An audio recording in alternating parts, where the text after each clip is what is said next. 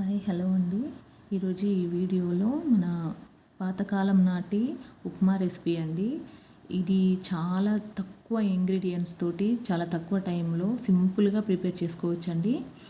ఇది మనకి ప్రిపేర్ చేసుకున్నాక మనకి దేవుడికి నైవేద్యం దద్దోజనం పెడతాం కదండి, ఆ విధంగా టేస్ట్ అనేది చాలా అంటే చాలా బాగుంటుంది. ఒకసారి మీరు కూడా ట్రై చేసి చూడండి.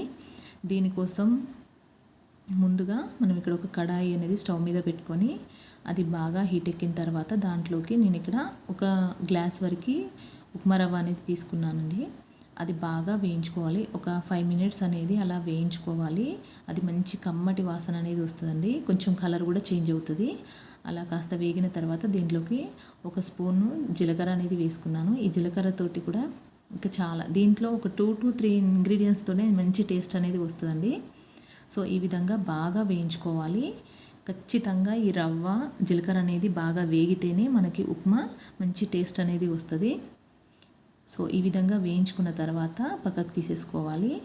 ఇప్పుడు అదే కడాయిలోకి కాస్త ఆయిల్ అనేది వేసుకోవాలి. మన ఉప్మాకి సరిపడా ఆయిల్ అనేది వేసుకొని దీంట్లోకి ఆయిల్ అనేది హీట్ అయిన తర్వాత ఒక స్పూన్ ఆవాలు, అలాగే పోపు దినుసులు ఏంటివంటే పచ్చిశనగపప్పు, పొట్టుతో ఉన్న మినపప్పును అనేది తీసుకున్నానండి. దాంతో కూడా మంచి ఫ్లేవర్ అనేది వస్తుంది ఉప్మాకి. ఈ పోపు అనేది బాగా వేగాలి. బాగా వేగిన తర్వాతనే దీంట్లోకి కరివేపాకు, అలాగే చిన్న అల్లం ముక్కని చిన్న చిన్న ముక్కలుగా కట్ చేసుకొని వేసుకోవాలి.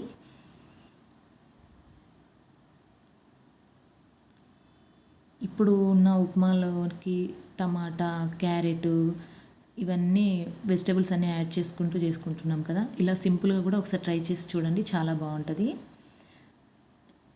కరివేపాకు, అల్లము, తర్వాత జీడిపప్పు, పచ్చిమిర్చి అనేది యాడ్ చేసుకున్న తర్వాత ఆ పోపు అనేది బాగా వేగిన తర్వాత ఒక గ్లాస్ ఉప్మా రవ్వకి 3 గ్లాసుల వాటర్, అలాగే 1 గ్లాస్ పాలు అనేవి వేసుకొని అవి బాగా మరగనివ్వాలి. ఇలా పాలు అనేవి యాడ్ చేస్తేనే ఈ ఉప్మాకి టేస్ట్ అనేది చాలా బాగుంటుంది. ఇలా పాలు యాడ్ చేస్తున్నాం కాబట్టి దీంట్లోకి ఉల్లిపాయలు అలా ఏమీ వేసుకొని అవసరం లేదండి. ఈ ముందుగా వేయించి పెట్టుకున్న ఈ రవ్వలోకి మనకి ఉప్మాకి సరిపడా ఉప్పు అనేది వేసి కలుపుకోవాలి. డైరెక్ట్ వాటర్లో ఉప్పు అనేది వేస్తే పాలు అనేవి విరిగిపోతాయి. సో ఈ విధంగా రవ్వలో కలుపుకొని ఆ మరుగుతున్న పాలల్లోకి ఈ రవ్వను అనేది వేసుకుంటూ కంటిన్యూస్గా కలుపుకోవాలి. ఎక్కడ ఉండలనేవి లేకుండా కలుపుకోవాలి. ఇలా చాలా తక్కువ ఇంగ్రీడియంట్స్ తోటి టేస్టీ ఉప్మా అనేది మీరు ఒకసారి ప్రిపేర్ చేసుకుంటేనే ఈ టేస్ట్ అనేది మీకు కూడా తెలుస్తుంది. ఉప్మాను తినను అనే వాళ్ళు కూడా ఇంకాస్త ఎక్కువగానే తింటారండి, అంత బాగుంటుంది టేస్ట్ అనేది. ఇంకా పిల్లలకైతే చాలా బాగుంటుంది, చాలా ఇష్టంగా కూడా తింటారు. ఎందుకంటే ఇవన్నీ వేసినా కూడా వాళ్ళు అది తినలేరు కదా, మన వెజిటేబుల్స్ అన్నీ యాడ్ చేసినా.